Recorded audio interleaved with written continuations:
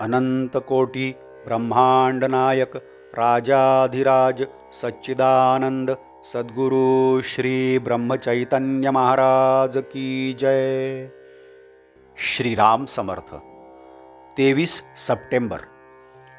शास्त्रवचन, थोरवचन आणि आत्मसंशोधन।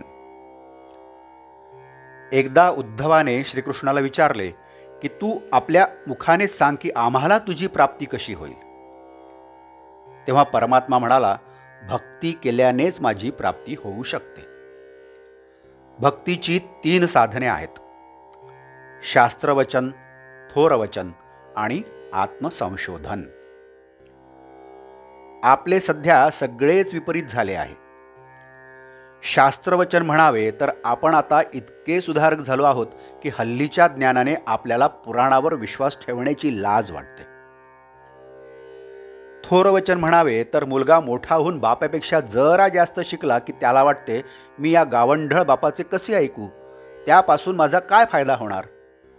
तसेच आत्मसंशोधनाचे आपण शोधन करतो ते कसले तर पांडव कुठे राहत होते, रामाचा जन्म कोणत्या गावी झाला, कौरव पांडवांचे युद्ध कोणत्या ठिकाणी झाले। मला सांगा, अशा संशोधनापासून आपला कसा फायदा होणार।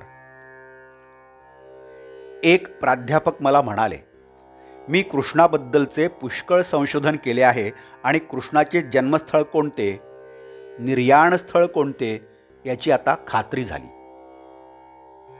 मी म्हणतो की ते करतात ते ठीक आहे, पण संतांना कृष्ण प्राप्तीसाठी कृष्ण जन्म कुठे झाला या प्रश्नाच्या खात्रीची जरुरी वाटली नाही। त्यांनी दृढ उपासना करून कृष्णाला आपलेसे केले।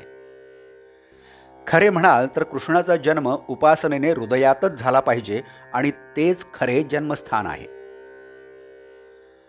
आपण जर आपले वर्तन पाहिले, मनातले विचार बघितले तर आपल्याला असे आढळून येईल की लोकांना जर ते कळले तर लोक आपल्याकडे ढुंकूनही पाहणार नाहीत आणि असे असूनही आपण आपल्या संशोधनाचा आणि विचारांचा अभिमान बाळगतो, याला काय म्हणावे।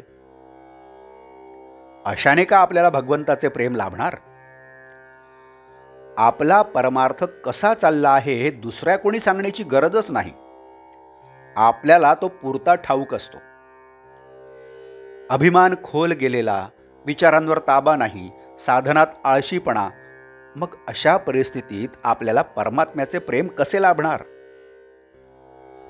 साधू संतांनी यावर एकच उपाय सांगितला आहे आणि तो म्हणजे पूर्ण शरणागती। रामाला अगदी विनवणी करून सांगा की रामा, आता मी तुझा झालो, यापुढे जे काही होईल ती तुझीच इच्छा मानून मी राहीन आणि तुझे नाम घेण्याचा आटोकाट प्रयत्न करीन, तू मला आपला म्हण। देव खरोखरच किती दयाळू आहे।